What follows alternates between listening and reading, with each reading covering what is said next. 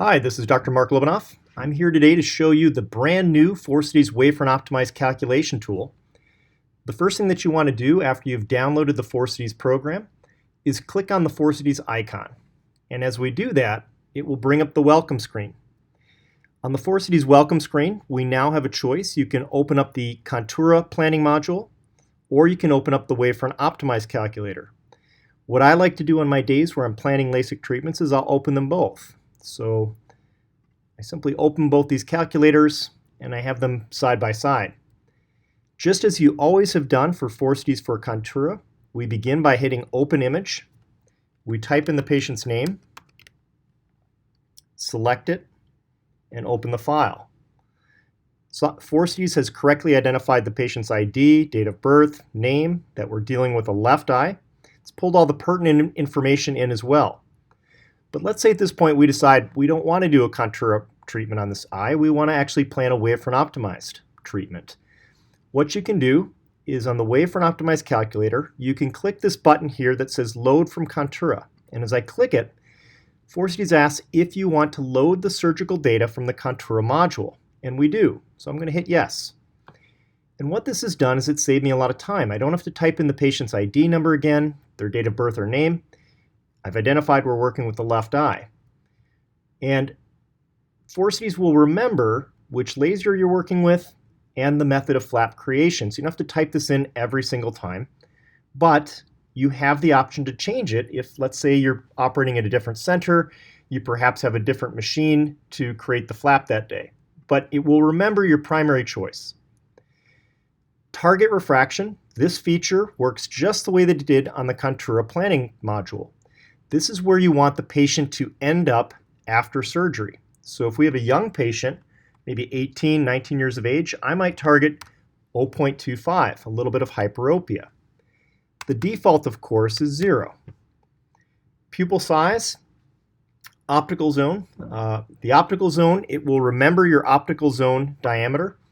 You can change this depending upon what changes you might make for treatment. But most of us tend to stick to the same optical zone for each and every case. So we'll remember this for you. The manifest refraction, the minus 4.5 here, the cylinder and axis. Let's just say that this patient has minus 2 diopters of astigmatism, and let's say it's at 86 degrees. But perhaps you don't work in minus cylinder. Your clinic is used to working in plus cylinder. So that's fine. You can always enter this in as a plus cylinder manifest refraction. You can always change it to minus cylinder whenever you want to. As you click this button, it not only changes the manifest refraction, but also the treatment recommendation that you're going to receive will be in either minus cylinder or plus cylinder notation. One nice feature is if you have taken your file from the Pentacam or G4, and we always, for the Contura module, will put the CSV file, the information file from the Pentacam or G4 into these folders. If your staff has done this because you're planning Contura cases, that information is available for the WFO Optimized calculator. So here we're listing the flat K reading and the steep K reading for the anterior cornea. It's also picked up the central corneal thickness from those devices. You can modify which flap thickness you choose. And let's say you always use a 110 micron flap, it will remember your choices, but gives you the ability to change it later if you like. Now, most of us know that in WFO Optimized, we have to treat and have to calculate in quarter diopter steps. Here, Phorcides has recommended a minus 4.48, minus 1.81 at 86. But if we hit this round button, it will round to the nearest quarter diopter for us. So it lets you see it either way. Some surgeons like to see the actual 2 decimal place recommendation, and others like to have the software round it up for them. Both are options here. Once you're finished, it gives you an estimated ablation and also the residual stromal bed based upon the flap thickness that was listed. We can hit Save Results. And one of the nice things is Phorcides will create now 2 different places to save the results. One is a folder that exists just for that surgery day. So if I'm planning all of my surgeries for 9/27/2019, all of my planned cases that day are in a single folder. It's very easy to find them. It's very easy to print them out. But what Phorcides will also do is it creates a master folder. So if you go to the Phorcides results folder right here, and that should be on your desktop, you can see I've got the different days where I've planned my cases, but I also have the master list. So every patient ever calculated is in the master list. So you've got both options there in terms of how you might find that patient's chart. Now, we've planned this patient's left eye. Let's say we decide we want to plan the patient's right eye. What we need to do is unlock this information here. So we're going to hit this icon, this pencil icon in the upper right-hand corner. As I do that, it unlocks the data and now allows me to choose the right eye. Phorcides has immediately gone back into the files and found the correct flat K and steep K, the magnitude and direction. It's picked up the central pachymetry and has remembered our flap thickness choice. Again, this patient's first pupil was 6.5, so it's likely the second pupil will be 6.5 as well, so it remembers this aspect. And we're unlikely to change the optical zone, although you could at any point.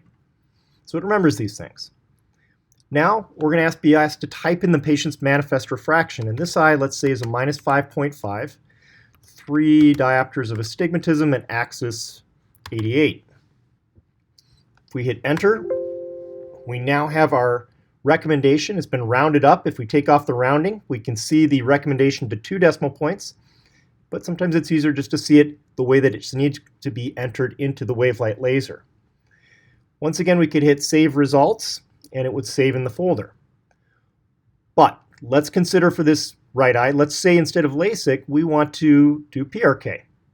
Now, for myself and for many surgeons, we really don't alter our treatment recommendation, whether we're planning for LASIK or PRK. But some surgeons do. Some surgeons like to adjust the treatment that's recommended for PRK based on the use of mitomycin, pulling back on some of the treatment to account for how mitomycin might affect the healing process. So here we are looking at a -5 recommendation, but let's say we hit for adjust for mitomycin C use. Notice that this recommendation now has dropped to 4.75. Why? The reason is when you hit adjust for mitomycin, let's say you're a user that uses a lot of mitomycin, and let's say you're a user who might use mitomycin not 20 seconds, but maybe 40 seconds, in which case you do want to adjust for it. The adjustment takes 5% off of the spherical treatment, so reduces that by 5%. So it's your choice whether you like to use that or not. There is another feature here, and this feature works for both PRK and for LASIK. You can hit adjust for age. So if I adjust for age, what this will do is for patients that are 24 years of age or younger, it's going to target an outcome of slight hyperopia of plus 0.25. So you can see here, let's take away the age adjustment. Let's change the patient's age. Let's make them a little younger. Let's say their date of birth is 1999. And we adjust for age. Now before I adjust for age, it's telling me to treat a -5. As I adjust for age, we have to write in our treatment here again. Let's write in, we'll start from scratch here. Let's enter in a -6, 2.5 diopters of astigmatism at axis 88. And we're going to adjust for age. As we adjust for age, it's recommending a treatment of -6. If we do not adjust for age in this younger patient, it's going to be targeting -5.75. So if you're someone who routinely likes to adjust all of your young patients for a quarter diopter of hyperopia, this is a nice feature. The other adjustment for age that's made is for patients who are 39 years of age or older. It will target -0.25 because we don't want those patients in the presbyopic age range to end up hyperopic. We'd rather them be just a little bit myopic. So the adjustment for age, let's make this patient a little bit older. And because we're changing a critical feature about this patient, their age, you'll see that the manifest is going to change. We're going to have to type that back in. It's a safety feature. But let's make this patient older. Good. As we've done that, we now have to enter this back in. -6, 2.5, x is 89. We adjust for age here. If we do not adjust for age, it's recommending a minus 5.75. If we adjust for age, it's asking for a minus 5.5. So again, a tool, if you like those adjustments, you can click that, you can put it on, take it off at any time. What you do not want to do is adjust for age and change your target refraction. So again, if you want to manually target 0.25 of hyperopia in young patients, that's fine. You type in target refraction there. But you don't want to put a 0.25 target refraction and adjust for age, because you'll be treating that twice. You'll be sending it through the adjustment twice. That's just not something you want to do. So use one or the other, but not both. Default, of course, is plano sphere. At any time, we can clear, start our brand new patient. If there's not a transfer of information from Contura, you can always enter these numbers in just on your own. As you enter in the date, you'll put in the month first, and then hit the arrow keys. As you hit the arrow key, it lets you move across. And now we're going to put in the day of the month for that patient's date of birth, and now we're going to put in the year. And again, I'm using the arrow key to move this across. To move from field to field, I hit the tab button, and that lets me tab across and enter the data in. And I would choose manually right eye or left eye. I would choose my method and simply begin once again entering in the manifest refraction. And really that's it. We designed this to be very simple, easy to use. We want it to be extremely efficient. We think that you're going to like it. It's nice to have this calculator right next to the Contura planning module so you can plan all of your cases for the day together. The other thing is we have made adjustments. We have designed this way for an optimized calculator to correct a lot of the problems that were in the older online nomograms that people would use. And the older online nomograms, they would particularly have trouble for patients with high myopia, a lot of trouble with overcorrection for high myopia and high cylinder. And so this new way for an optimized tool corrects for those problems. It is much more accurate at those higher levels of myopia and higher levels of myopia with astigmatism. The other thing that it does, though, is let's say we've got a patient here who's a -4 and a cylinder of 1.0 at, say, 67. Now, optical zone. For a lot of the older online nomograms, if you changed your optical zone from a 6.5 to a 7.0 optical zone, your treatment recommendation should change. Otherwise, you're going to get the wrong result. And that's a problem with the older online nomograms. They did not do this. They gave you the same answer whether you typed in an optical zone of 6.0 or 6.5 or 7.0. So here, if we do 6.5 optical zone, we'll get a recommendation. And as we go to 7.0 optical zone, you'll see how this changes. So it is much more accurate. It changes as you change the optical zone for that patient. And this is also true for hyperopia. So let's say we've got a +2, and we know that we can't treat a 7.0. It warns you that. So we say, okay, our choices are going to be 6.0 or 6.5. If we choose 6.0, it's recommending a 2.49.